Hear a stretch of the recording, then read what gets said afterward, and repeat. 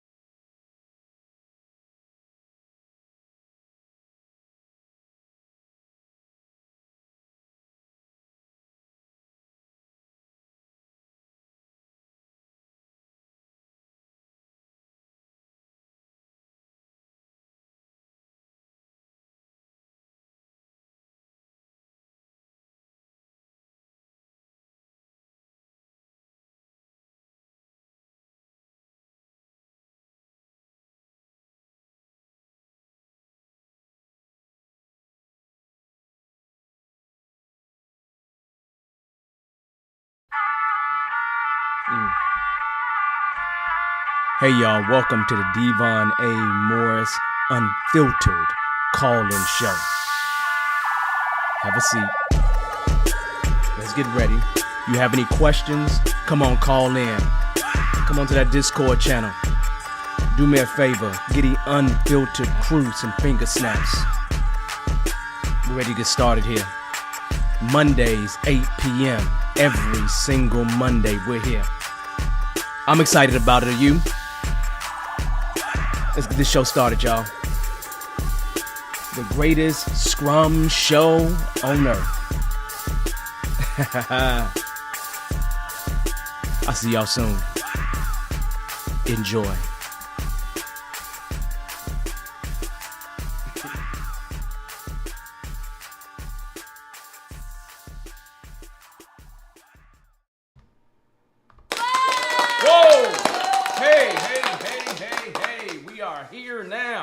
This is the Unfiltered Call-In Show. My name is Devon Morris, and we are doing it once again. Before we actually jump into anything or talk about the topic for today, because the topic is to scale or not is not the question. That's the topic. We talked about it being whether it's taboo to scale or not. Some people still think it is. I don't think that's the question that you need to ask today. Just period. I really don't. But people have their different opinions. That being said, let's talk a few things, a little bit about logistics and everything else. Anybody that's doing any of these scaling frameworks, you're welcome to jump on the line, right? And I'm gonna drop the actual chat, the actual link for the chat. I'm gonna go ahead and drop that in the chat boxes, so and then you at least have that available to you. So and then we're good to go. You have it, there's no complaints. So anybody that has any experience with any of these frameworks, it's welcome to join. But give it about 10 minutes, because I'm gonna have a little conversation first, right? I wanna talk about the topic, because some people wanna at least be slightly educated, and I'm gonna do all kinds of damage. Like, I'm not gonna even treat this with any justice, right, is the truth. So, before I get started, a few things to make sure I go over.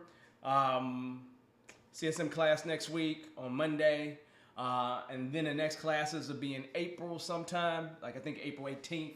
We're going to do half-day CSM, CSPOs, at least that's when I'm doing them. And then after that, we hit March.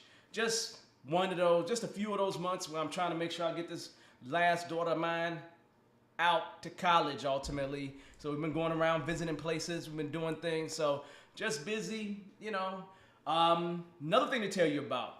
Last week or so, we did a self-mastery challenge. We're going to do that again in, April sometime. Next week, Monday, March 21st, we're going to do a career development challenge. Did you hear me? A career development challenge. So March 21st through the 25th, 5 days, 1 hour a day, we're going to do a career development challenge. It's going to be a ton of fun, right?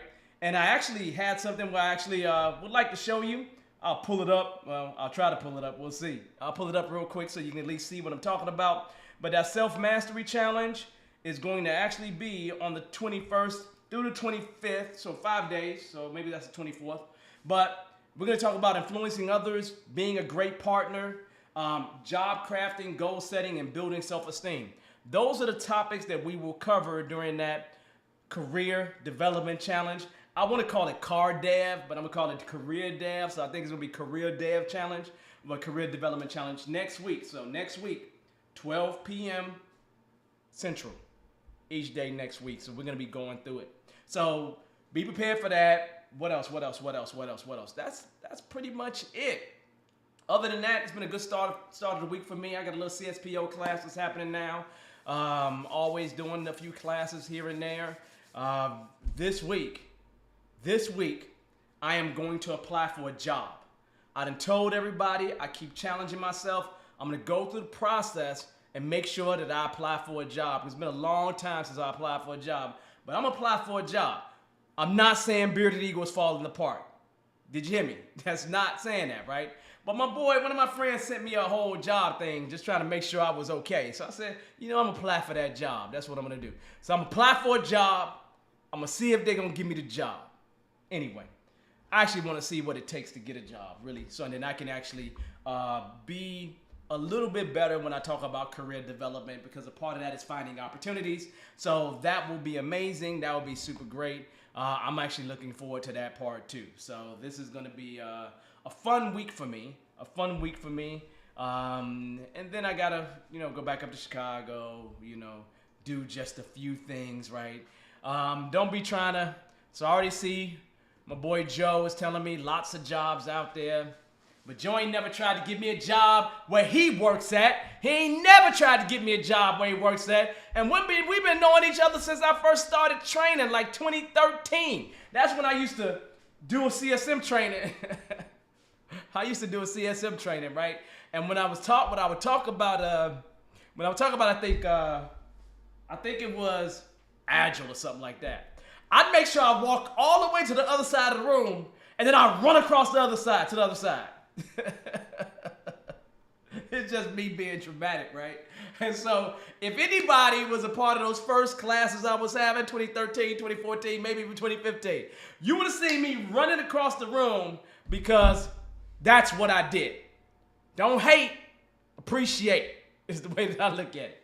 So there are obviously lots of jobs out there. We're going to see if Devon can find a job. Maybe Devon cannot find a job. Maybe they don't like me anymore. Maybe I'm just an old dog that can't be taught any new tricks.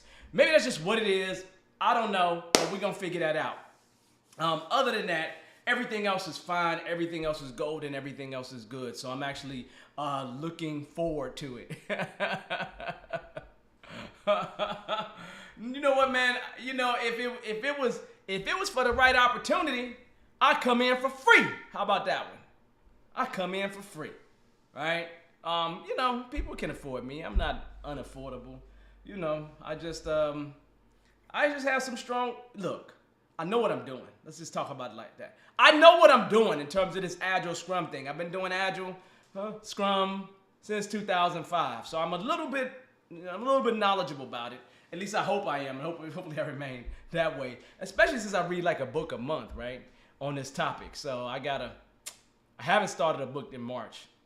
So maybe y'all need to give me some suggestions on what book I should read. And don't give me none of those old Agile books from like 1990. Everybody still talk about those books like they're the stalwart, right? There's been new knowledge since 1990 something, since 2000. Come on. New books, people. New books, new knowledge, right? And it's very true. As Joe says, nothing worthwhile in life is free. I would agree with that totally. And maybe that's the reason why my heart keep getting broken. Keep picking up all the pieces all the time. Anyway. The point is, I think we're good. I think we're living an amazing life here. I'll say it once again. My heart goes out to the people over in Ukraine. You know what's happening. You know what's going on. Nothing surprising here. Moving on past that topic. So that being said, we're going to go ahead and dive into talking about the topic of the day, and that's the scale or not scale. As stated, if you know anything about safe, less, Scrum at scale. Safe, less, Scrum at scale. You're welcome to join the conversation, right? You can join the conversation by dropping something in the chat, or you are welcome to join the show by actually jumping on to the actual link. I'll send the link out again once I'm done talking about the topic, or when I'm close to being done talking about the topic, to give you an opportunity to join. So let's have this conversation real quick. So scaling. A lot of people still think, let me separate that. Normal people don't think scaling is a problem. Okay? If you are normal and you've been around Agile for some period of time, it is, and you're normal, right? You likely are not you are not totally against scaling. You may be utilizing scaling in some way to make some money, okay? If you work in any company of any reasonable size, the question of scaling is always going to come up. How do we proliferate this, or we make it successful across many, many teams? What do we need to do? Can you give me the playbook? Okay? So I don't believe in my heart that at this point, scaling is taboo, right? It is the norm. It is the norm.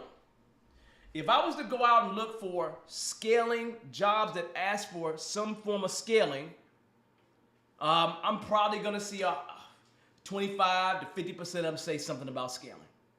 So I would firmly say that that's beyond the norm, right? That is very normal to think that way. So the question isn't to scale or not to scale. It is no longer the question. You are likely going to scale. Period. Period.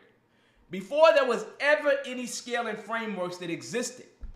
So if you think about the first one that really popped out, well, can I really say it's the first one? I can't say that because less could have came around before it, right? But when scaling just hit and went boom was in 2011 when Dean Leffingwell decided to talk about the Scale Agile framework.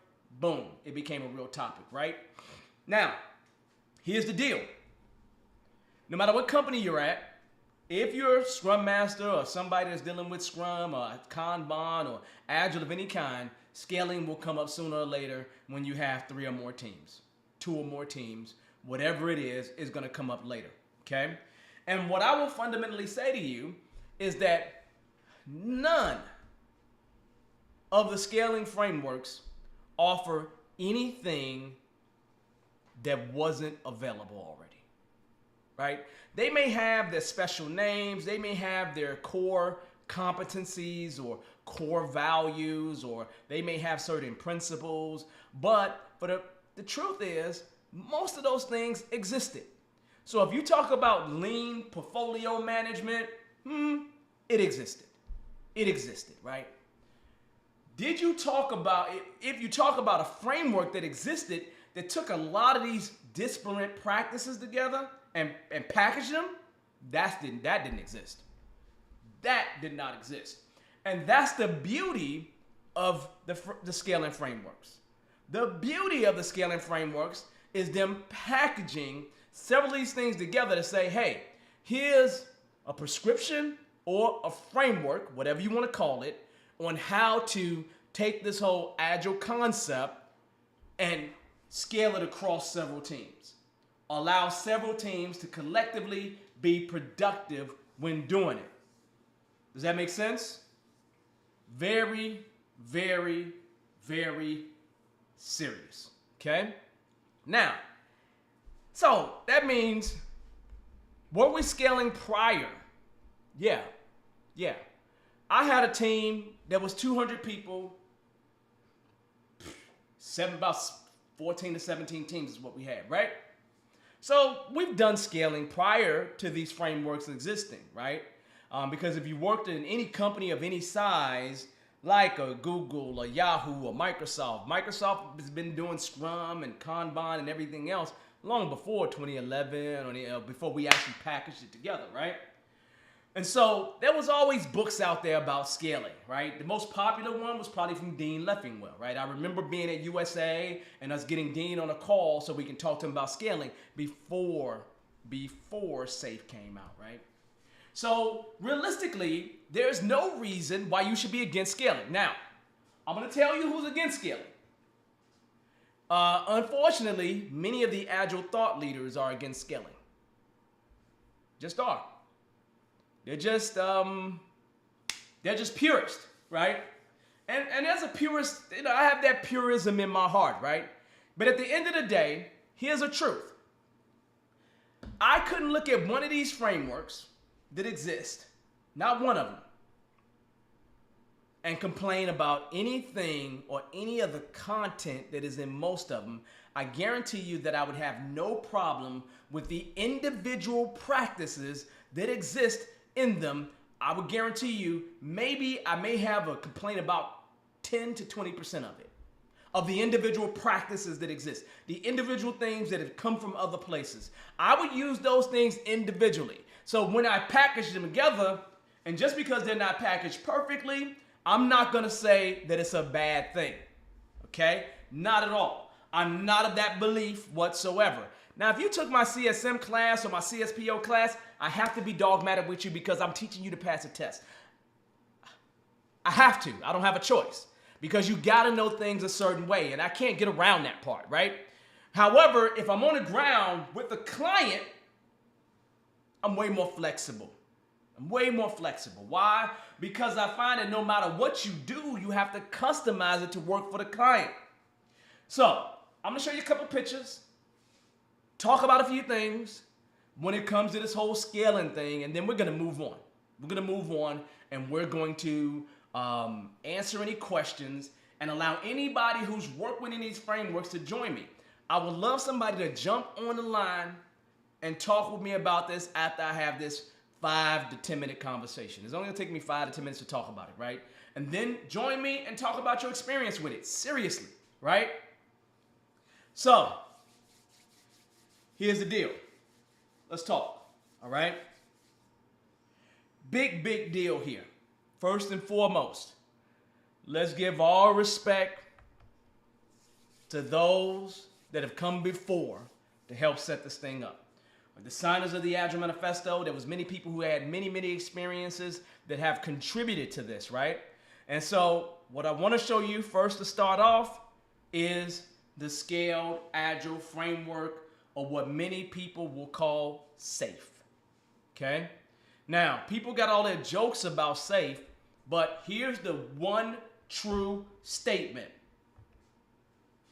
It's the dominant scaling framework.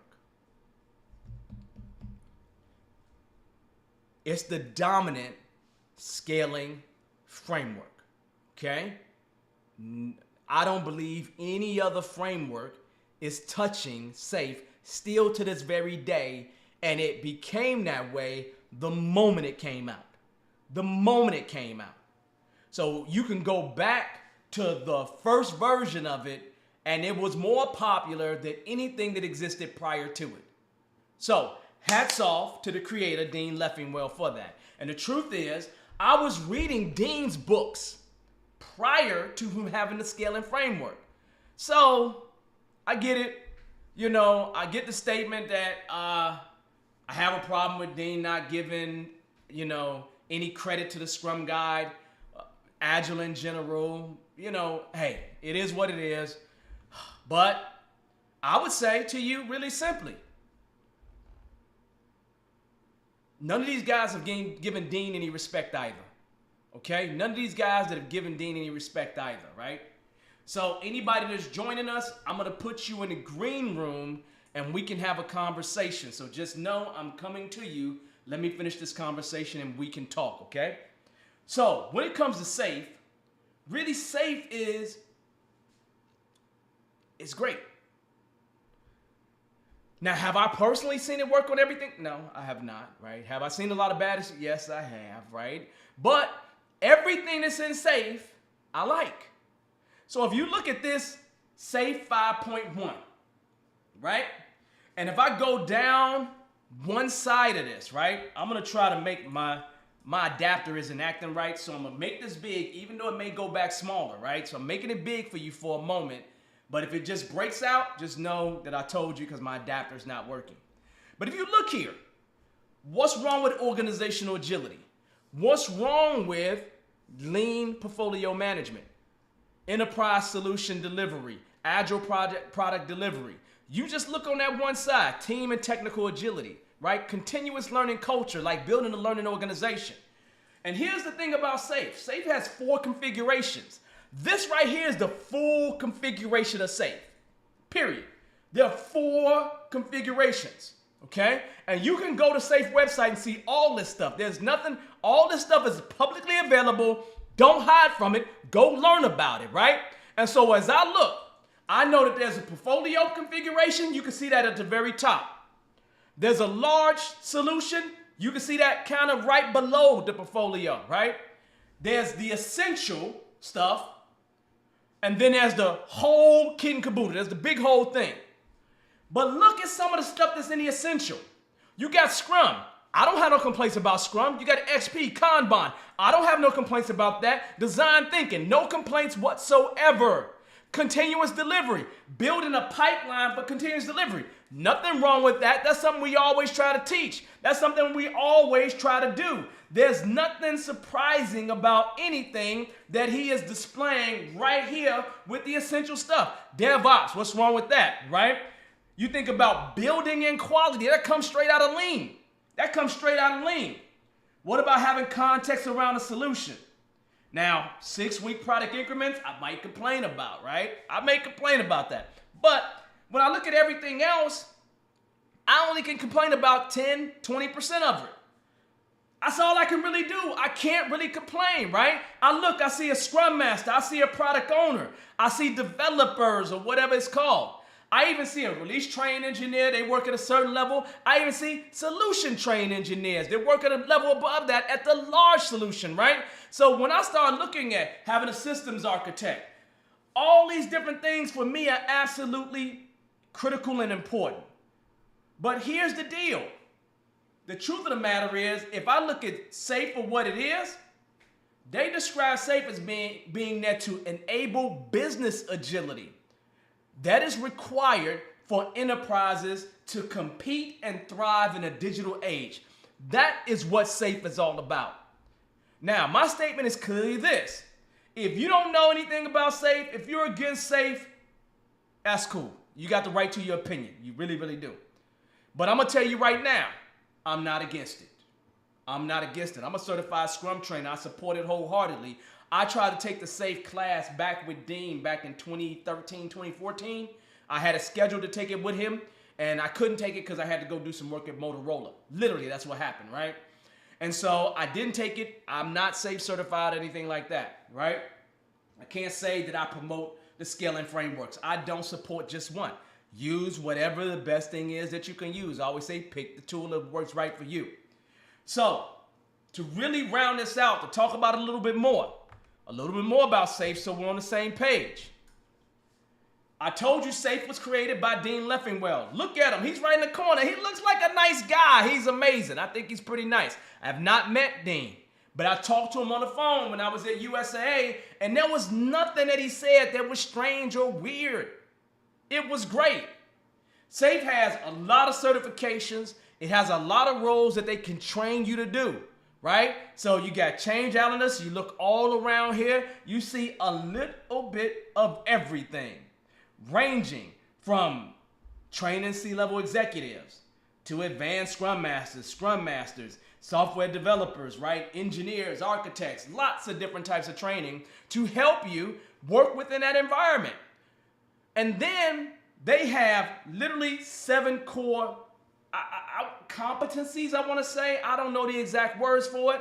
But as I look here, enterprise solution delivery, agile project delivery, right? Lean portfolio management. Well, we talked about those things earlier, right? We did talk about those things.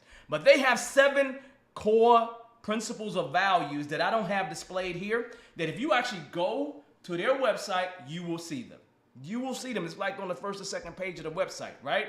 So literally, there is absolutely nothing wrong with SAFe. The biggest problem that a lot of people have with SAFe, and the reason why they won't support it, is because some people are jealous of the money that SAFe has made. Some people are jealous of the impact that SAFe has had in the Agile community. You know, there was a time when people say, Scrum and Agile. In my classes, what do I hear? Is Scrum and SAFe the same thing?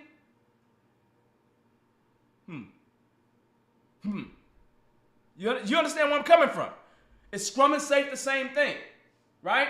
You know, and I just had to explain it a little bit and say it's for scaling. It's different, right? Scrum is incorporated inside of that, right? So I get it. I'm with it. Okay? So Nothing wrong with SAFe. Go get your certifications. Go make your money. Period. Right? If you work for a large enough organization, they likely have experienced it or they're interested in it, currently doing it. You're going to learn something. If you're a release train engineer, you're going to learn something. If you're playing any of these roles within SAFe, any one of these roles within SAFe, you're going to learn something. So, again, I like Dean. I think he's done something amazing for the Agile community, and he solved a problem that existed. He solved a real problem because most of us that was in the Agile community was not providing business with a way to scale. Let me repeat that again because you know I give it to you unfiltered. Most of us that existed in the Agile community at that point in time was not solving the biggest problems that a lot of large companies was asking us to solve, and that was, I need to scale this across several teams. What can I do that is repeatable?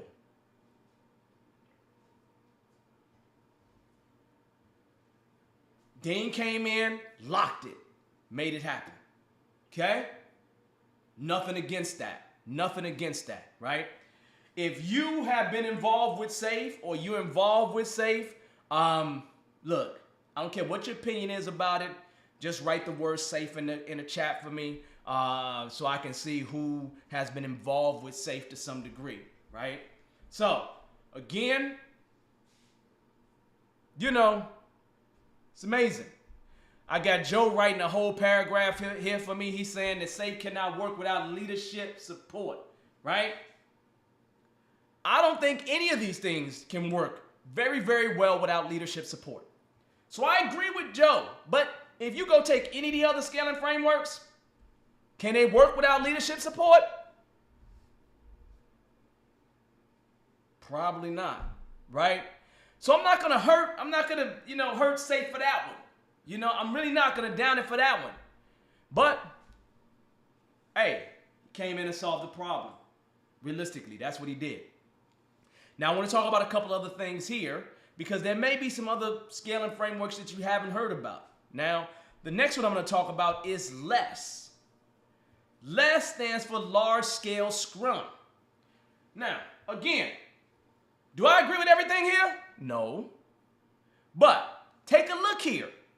Do I disagree with system thinking? I don't. Matter of fact, I have found that the people that promote LESS, they're some of the best systems thinkers that I know. Like when I say to you, they are really taking an area and breaking it down in a way, starting off from bottom up and top down. It's like butter, baby. It really is like butter, right? Because they're talking about changing everything, right?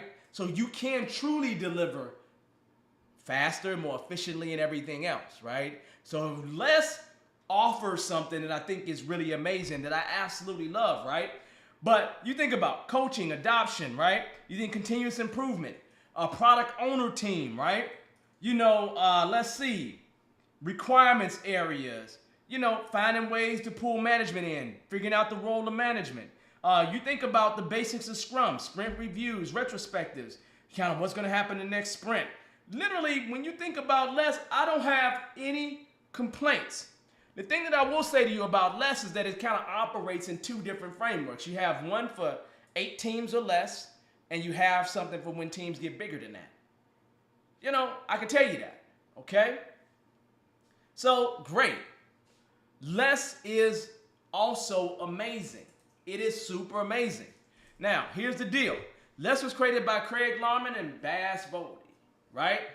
And some of the things that you'll see within LESS, you'll see the role of a Scrum Master. You'll see teams. You'll see a focus on feature teams, building communities and flattening organizational structures, right? Finding ways to organize things by value. If you look at the picture, you see Craig on the left, Bas on the right. I mean, on my right, on your right too, that's Craig, right? With the little tie thing that looked like from Texas, that little thing. You know, so you see Craig there and Bas there. But think about the other things. Look, Queuing theory. Where does that come from? Lean. Whole product focus, right? Transparency, right? Focusing on the customer, lean thinking, systems thinking, right? Empirical process control. All things that I 100% support. There is nothing about any of those things that are foreign whatsoever. So I will say to you, 100%, I love it. I love it. Absolutely love it. Okay? Let's take it a little bit further because I want to throw the framework out there that Jeff Sutherland created. I'm a Scrum guy, no question. But Jeff promotes the Scrum at Scale framework. Now, look, Jeff Sutherland and Ken Schwaber created, they created two different frameworks, but this is all Jeff right here. And if you look at this framework, it's another amazing one that's really Scrum at its core. Right? It's Scrum at its core. You got a Scrum Master cycle, you got a product owner cycle, right? You got executive action teams, you got executive meta scrums, but look at what you're dealing with. Visions, backlog prioritization, decomposition of a backlog, release planning, talking about continuous improvement, making sure we have cross-team coordination, focus on delivery, and having metrics and transparency along with that team process, all wrapped up in these two circles, so then you are continually delivering product increments, right? Nothing about this, any of this, is shocking to any of you all that know anything about Scrum whatsoever. Because when you're dealing with that product owner side, you're dealing with the what. When you're dealing with the Scrum Master side, you're dealing with the how. And the truth is, when I worked at Motorola, I had to focus on the what and the how, very specifically based on the organizational structure. I have no complaints about Scrum at Scale. No complaints whatsoever. When I think about it, it's created by the man, Jeff Sutherland, the legend there, right? And at this most base level is the team. You have a Scrum for teams. Most of these things have some form of a Scrum, right? If you look at the picture that's above his head, you have an executive action team, and then you have 5 groups of 25 teams. That's scaling. That is scaling. It is scaling very differently than a safe. It is scaling, different than less as well. But this is scaling, and this is the closest you're going to get to Scrum if Scrum is what you love. But that means that your organization got to think about structuring itself in certain ways to be able to do this, right? You really do. Now, what I did is I put the actual website for Scrum at Scale right there. But if you look at Scrum at Scale, look at it. Oh, there's not a lot of weight to that, is it? Look at less. A little bit more to that, right? Look at safe. A lot more to that, right? Depending on your organization, depends on which one of these things is going to work better or not better for you, period. So the question is never right now. Right now in today's world, the question is not to scale or not to scale. There is absolutely nothing taboo about scaling. It's just not the question anymore. Any of you out here that's interested in this movement, period, that we call Agile, Scrum, Kanban, whatever you want to call it, you should know how to scale. I don't care if you utilize one of these frameworks. At the end of the day, most of your customers are looking for you to do one thing: deliver. Deliver consistently. That's it. If these things don't help you deliver consistently, it's a drop in the bucket. They don't care. They don't care, man. They don't care. Okay? So, that being said, as I start to drop and close this, because I said what I need to say about it, right? I'm going to drop the link in the chat, and you are welcome to drop your questions in the chat if you have any about this topic, or definitely about another topic, right? So I'm going to drop this link in the chat. I already got somebody on the line ready to join us. So I'm going to pull them in to join us in just a second. But again, you should not be fearing scaling, period. There's no reason for you to fear scaling. There are too many people out here that can help you get there, and too many trainings that you can take that can help you have an understanding. I would say if you can go to a safe class and learn lean thinking and all those kind of things, or a less class and learn systems thinking and lean thinking, man, do it. Do it. Get a jump ahead of a lot of people, because a lot of people have sifted through all the nonsense to bring you something maybe easier to deal with, a little bit more palatable. Okay, a little bit more palatable, right? So it's a beautiful thing.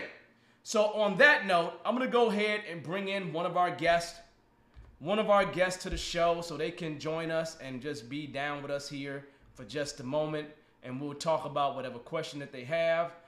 Let's see. Let me go ahead and pull them in.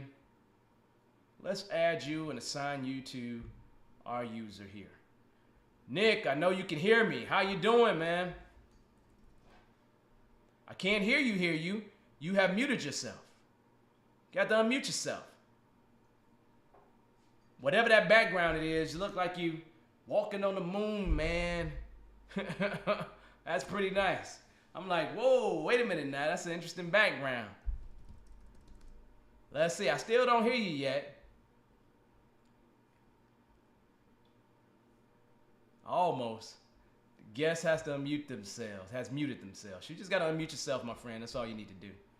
Now, I don't know what you're doing on this LinkedIn thing, but you got to unmute yourself because it says guest has muted themselves. That's what I see. Nick gonna come on my show and then can't even unmute himself. And supposed to be a release trained engineer. How you gonna teach anybody anything, man? Come on, man. Come on, man. Nah, I'm just teasing him. He know I'm teasing him. You unmuted. Okay, say something. Because it says right here, guest has muted themselves. I'm going to click here to see if I can unmute you. Let me click here. No, it only lets me, kind of roll you up and down. You muted the guest. Let me unmute. Let me click mute. Okay, let's click that. Man, this thing, maybe it just don't, maybe it's hating on us today. Maybe it's hating on us today. Maybe. I don't know. So I see here, let me ask you one more time. Just try to unmute yourself because I don't hear you for some strange reason. Let me turn this up. let me click this. No, that mutes you. It's craziness. But that's okay. That's okay. He's going to reconnect. So reconnect for me. That'll be great. Thanks, Nick. So let me come back here. We have technical difficulties sometimes, people. We're nothing but human. I don't know why. Look at Patrick laughing at me. Come on, Patrick. I don't know why you laughing at me. I'm still going through this self-mastery thing, man. The question is, have you done all your things you should have been doing for your self-mastery? That's what I'm going to say to you, buddy. How about that one? That is so stupid. Hey, Patrick, how you doing, man? Oh, man. But, hey, I'm going to say this, right? Back to the scaling topic. Don't let nobody take your money and say don't scale. If you're going to go make some money from scaling, then do it. Then do it. Unless it messes with your integrity, right? If it messes with your integrity, don't do it, right? You got a wife and you try to scale your wife, don't do that. She might be a little bit upset at you. It's so stupid. Oh, man. You could be adding 2, 3, 4, 10 wives for all I know. I don't know. We all have different cultures. We live in different places. Let's see. Let's try this again with Nick. Nick, let's try it again. Don't look like... Whoa.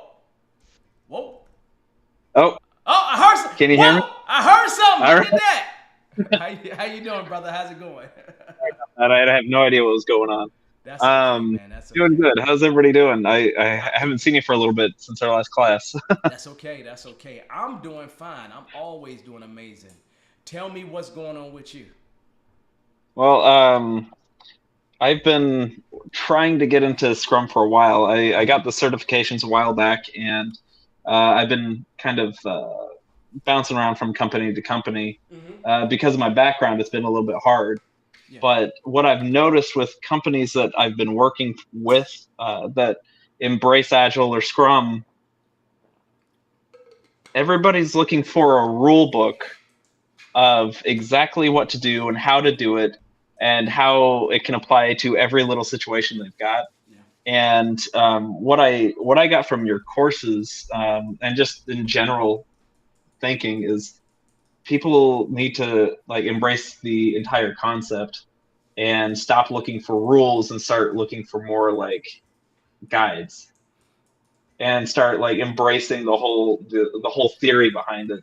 And I've been spending a lot of time trying to plant those seeds at this company that I'm at now. It's a Mm-hmm. small organization, less than 100 people. Yeah. Um, and they jumped me up to the release train engineer, because they want to join the safe framework. Mm-hmm. But there's a lot of mindset against it. Scrum or anything, they're opposed to it. Even though we're a small software company, there's just a lot of clashing heads, and it sounds like they're going to try to use me to spearhead the movement. And I'm hoping I can do well. This is my first, swing into this realm, because I've been mostly on the technical side, on development, Yeah. on some of the hardware stuff, some of the Mm-hmm. fielding stuff. But this is something that I'm passionate about, and so I'm really excited to get started. But I think the best thing to do, and this is kind of what my question kind of comes to, is I tend to grassroot my ideas. That's generally how I approach Mm-hmm. larger change. Yeah. Is I try to feed the idea ether, basically, just try to get people to start thinking and having that conversation, and then let it kind of grow in its own way Mm-hmm. while directing it the best that I can. Can I ask you a Um, question real quick, Nick? yeah, sure. Why are you more comfortable with grassrooting? Um, I look at it as the best way for self ownership. Okay. If I can get people at a lower level to really own the idea of embracing this change, it'll carry upward. If I can also convince from the top down that letting the organizations do what they feel is best to achieve the same goals that we're all driving towards, that's how I feel like it's the best way to mesh. Mm-hmm. But like I said, I'm So another wet question behind the for you, right? ears. So another question for you. Now you've experienced grassrooting and you have seen it be successful and you've seen mindsets change. But here's my question for you. When you grassroot, how much does leadership truly support you?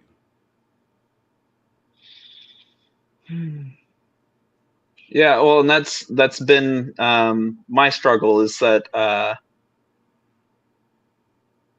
generally where I'm coming from, the not that the position has all the control over the situation, but Mm-hmm. I've been in positions that this is outside of my role, Mm-hmm. and so I've noticed that a lot of people have a hard time with me kind of stepping into this realm, Yeah. because I'm stepping on other people's toes, getting people to communicate, Mm-hmm. getting teams to organize. Mm-hmm. And I'm just a level two technician that's supposed to be hiding in a cave somewhere and plugging in cables. Mm-hmm. And but it was something that I was naturally able to do because I worked across all the organization. And so I've seen it kind of bite me in the ass quite a bit. But Mm-hmm. I'm hopeful for this organization, but where I feel like I might be a little bit more successful here is I've actually started from uh, middle top, I guess, to work that mind shift. Yeah. And because it was taboo to even talk about having meetings, stand-ups at all. Anything was just the evil. Yeah. And so I've heard communications change quite a bit from the top down. Yeah.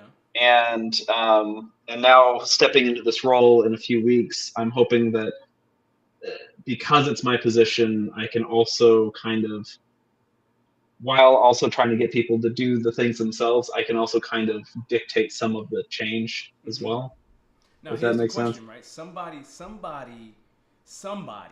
in your organization that has more power than you has Hmm. really given you this authority, right? Yeah. Because here's the distinction, right? You have jumped into a place where you have some form of power, Hmm. right? You have expert power in that you understand Scrum, you understand Agile, you got some technical chops, right? And you may end up, you also have some referent power, right? Even though you may not have the power of coercion, right, to force people to do Hmm. things, but you have some power. And the question I would ask you at this point is, how can you utilize that power to start to change the mindsets of those who exist above you and lateral to you? Yeah, and that's I think that's part of why they created the position and gave it to me specifically. And I think that the reason I was chosen is that I've been very successful. I'm right now. I'm a without the title that they give us, a field tech. I'm actually in Texas. This is my hotel that I'm at right now. But I'm out helping finish this system install. But I've been able to work across multiple organizations, and everybody has a high expectation for me. They a lot of respect, and I think that that's why they think that now is a good time to start this transition. I feel like they chose me because these are the conversations that I've had. Is they feel like I can help guide people into the idea, and it's because I have a strong footing in the organization. Mm-hmm. And I've only been here about a year, but that's in the time that I've been here. I've put in a lot of effort in my networking, and so I think that Okay, yeah. that's where I'm getting that foothold here. So But you have a, but you I'm said it. You have a track record. yeah. You have a track record of success, right? Hmm. And so here's the deal. The main reason why they would want to do this at all would be is going to change something in the organization. Hmm. And the question that I would have in my head is for those people that have put me in this position, what is it that they're trying to change about the organization? Because something, they don't do this for no return on investment.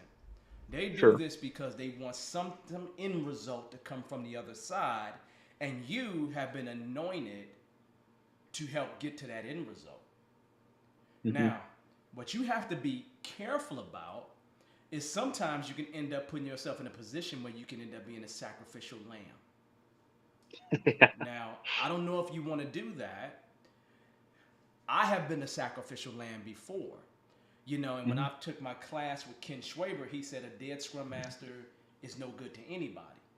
So I wouldn't say to become the sacrificial lamb, okay? But what I would say to you is understand the goals and objectives that they're trying to achieve. If you can Okay. get a footholding around the goals and objectives, think about management that puts you in this position because you gotta do something. You gotta make them look pretty, right? You gotta make them look Hmm. real good because this is how they make more money and this is how they get more promotions, right? So you gotta make them look real pretty, right? So I'm gonna go have conversations with them about what their expectation is when we get to the other side of this implementation and it's working the way that it's expected to work. I'm like, look, imagine a world where everything's been implemented that you all want me to do with this. And what does that world look like is what you really want to find out from them. And you want to find out what are those antecedents, what are those things that exist that's going to help bring that shows that they've achieved the result that they're looking for, right? Yeah. You take a little bit of time in the next few weeks and try to start figuring that out. Because if you figure that out, now you have a North Star. Does that make sense? Hmm. Now, then you want to make sure that that North Star that you've been given from whoever put you in this position aligns with the organization's goals and objectives. Because now, Okay. if you make sure that it aligns with the organization's goals and objectives, that means that everything that you do on that level will just skyrocket on up and have an impact on everything else. Does that make sense? Yeah. Now, I'm not done yet, right? Because here's what I need you to do to get there. And And you remember, I always said this, right? Small experiments. Mm-hmm. Small experiments. Because the things that you know will work will not always work. Even though you may have tried them time and time again, they just won't always work. And so you want to make sure you do small experiments along the way toward meeting the goals of your higher ups, making them look good, because the more they look good, the more success you have, the more they're going to want to keep this around. Mm-hmm. The more they're going to put you in better positions to make more of this happen, because it makes them look even better. Does that make sense? Yeah, definitely. So your first step is to figure out, hey, what goals and objectives do y'all really want us to meet here? Or what does it look like when we get to the other side of this?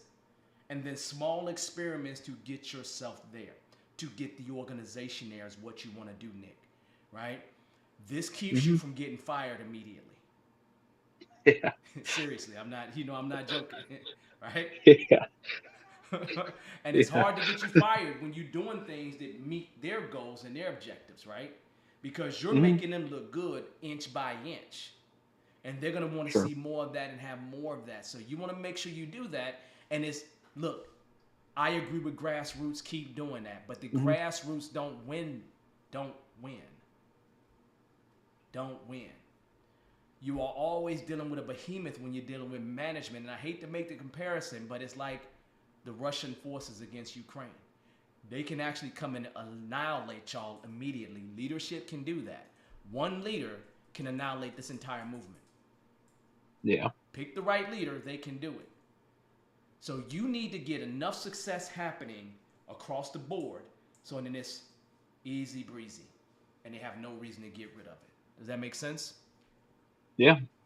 Nick. I think that's immediately tying to a concern that I had, which with grassrooting, you're kind of an invisible role. And so that's, you have to tie yeah, management in. If you don't tie management yeah. in, then the successes that you have nothing to do with the successes that they need to happen in the organization. Yeah. They have to see that, they have to feel it, otherwise it's nothing for them. Right? Exactly. They go with somebody else whose stuff isn't working as well, that may not be being as successful, but because it's making them look good, they'll go with that. Yeah. So now you're in a position where you can make that happen. So you have no excuse but to make it happen. And what I want you to do in 6 months, I need you to come back and check in with me. Can do. Okay? All right. Nick, I appreciate you, man. Hopefully this helps. Yeah, no, definitely. I appreciate the conversation. Congratulations, man. Congratulations. Do well. Thank you. Remember what I told you. I don't like nobody embarrassing me on the street. My name is on your certificate, so don't do that to me, all right? All right. All right, Nick. Have a good one, okay? Thanks. All right, bye-bye.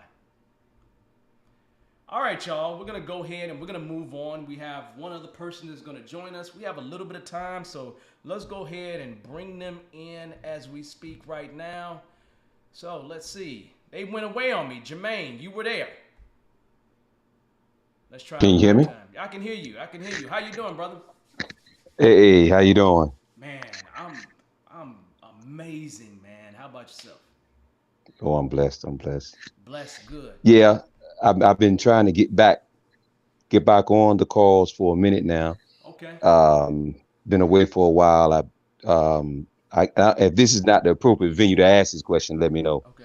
So I'm just trying to get back, connected. Had some life changes last year. My wife passed of cancer last year, so I'm sorry to hear that. My life is some dramatic changes. So now I'm a single father, all that type of thing. So I'm just trying to and as you know, I took a Scrum class. Yeah. The year before last. So I'm trying to, how can I say? I don't know if the word is reset, get back on the path. Still needing to get out of my current employment, even more so now, being a single father and needing to preferably do something more remote because I need to keep my hand on my son Yeah, I got you. at the moment. You know what I mean, with him. So just trying to, if you had any suggestions or any path forward uh, for me in terms of being able to um, still go down the process of Scrum. And I very much appreciate it. Haven't lost it in my heart, but really haven't, because of life changes. Yeah. Even after, even prior to her passing, just going through that process of her passing or going through this illness process, haven't been able to really apply it. Well, So let's just let's let's if put you it had any this way. But suggestions. she's been Hmm. freed now, right? Yeah. Okay, she's been freed now, and now it's Hmm. just time for you to take the reign and move forward. Okay, and Right. really, Jermaine, it's just about action. It's just about Right. action. I don't care how many no's you get. That's irrelevant. What I need you to start doing is to start tightening up that resume. Tightening Okay. up that resume. Period. Making that resume look like the job that you want to have. So, Hmm. think about a few things. I want you to look up Hmm. a guy named John Signo. John Signo. John Last name is Signo. He is somebody who I have, Signo. yeah. He primarily works out of the Dallas Fort Worth PMI chapter, and he Hmm. does a class called Brand and Land, which is 30 to 50 bucks. I don't know how much it is, right? But they do Hmm. it out of that chapter, and they do it out of some other chapters and stuff like that. So send me an email. Hmm. You got my email. I can make sure that I connect you up with John so you can get into the next Brand and Land, right? So I want you to get into the Brand and Land because he teaches you how to deal with your resume and how to Okay. deal with LinkedIn. Okay? Okay. Now, Okay. while you're doing that, I need you to start networking, right? How does your son? Okay. 16. 16, great. He mostly can Hmm. fend for himself. You guys got to keep hands on him. I understand. Yeah. I have a 25-year-old, a 24-year-old, another 25-year-old. I got a 18-year-old, a 16-year-old. In terms of males, Right. right? Right. I got a Hmm. 22-year-old, right? And then I got 2 girls, and the rest of them is boys, right? With 3 girls now. Hmm. And so, Hmm. literally, when you start really, you got to have your hands on them. But you need to Right. start tightening up your resume. You need to start tightening up all the assets around you. So, LinkedIn, your resume, you got to tighten all that Right. stuff up, right? Right. Now, I want you to start networking as well because I need you to start Hmm. attending things like Scrum Hmm. gatherings, like Hmm. Agile Alliance meetings, right? Like Hmm. meetups. I need you to Hmm. join a few of those so then people can start seeing your face, man. People can Right. start seeing you and you start exchanging with people in the community because a lot of times who you'll find at these meetups is recruiters. Hmm. You find recruiters all the time there. And then you'll find Hmm. agilists when they are interested in passing on jobs and everything else, then they do that thing. I have this thing Hmm. this Friday called the Melanated Action Society, where a Hmm. lot of folks that's melanated kind of get together and we talk. So this Okay. Friday, that's gonna be like 11:30. It's gonna be like 11 to 1 o'clock, right, Central Time, something like that. Okay. So send me an email. I'll make sure you get hooked up with that. Okay. Can Um, you give me your email, right? Is it it's okay to dm@beardedeagle.com.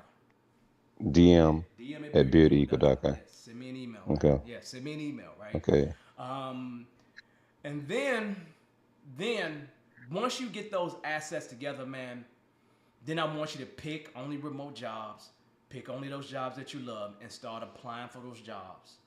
And keep Mhm. doing all the other stuff as you're applying. But you got to Right. get the entire ecosystem around you together, okay? And then, Okay. man, here's the deal, Right. man. I want you to sit down and I want you to sit down and have a conversation with your son Hmm. and say to him, look, we need to get through this thing together. We need to do this for your mom. We need to do this for my wife. And we need to get to the other side of this so she knows that we're okay. Get Yeah. him on the Yeah. team. Get him involved in this stuff if you need to. Seriously. Hmm. I made sure that Yeah. my That's sons what were certified. Yeah, You understand yeah. where I'm That's coming something we've from? been definitely keep having that conversation with him daily and talking and filtering through it, and and I'm proud of him because one of the things I can see is that he's vibed off my strength, and we help support and nurture, strengthen each other. I'm Bro, real hey, very here's what proud I'm of gonna my say to son. you. Your son could come Yeah, on this show with me, and I'll talk to him anytime. yeah. Appreciate that. Yeah, anytime, man. Anytime. You need Appreciate that. something, just Hmm. let me know. I got you, man. I got you, no I question. appreciate that, brother. I appreciate But that. do DM those bigger. things, Yes, sir. send me an email so I Hmm. can make sure you're good to Hmm. go and you're connected. But I need you Okay. to every day think to yourself, every Hmm. day I'm gonna spend an hour. Every day an hour. Every day an hour. Make it the Okay. one thing you do every day that is the most important thing that you do. And if you put that time in, trust me, it will transition. Okay. Okay? Okay. So you say in terms of tighten the resume, because I've been working on the resume. So in terms of tighten up the No, no, resume, no. I need I, you I to I recognize need you to learn how to do it the right way. that's That's what the I reason mean. why I Right. need you to Right. give a Right. signal. Signal. Yes, sir. Hmm. Okay. Yeah. So All that's it, right. brother. You be good to go. I appreciate it, man. I No, appreciate it. I appreciate you, man. I appreciate you coming on. And if I don't hear from you, man, I'm gonna be upset. No, no. I'm gonna email you tonight. Okay. All right. All right. I'm waiting for it. I got you. All All right then. right, brother. I Appreciate you, bro. appreciate you. Have a good All one. right. Thank you so much. No You problem. too.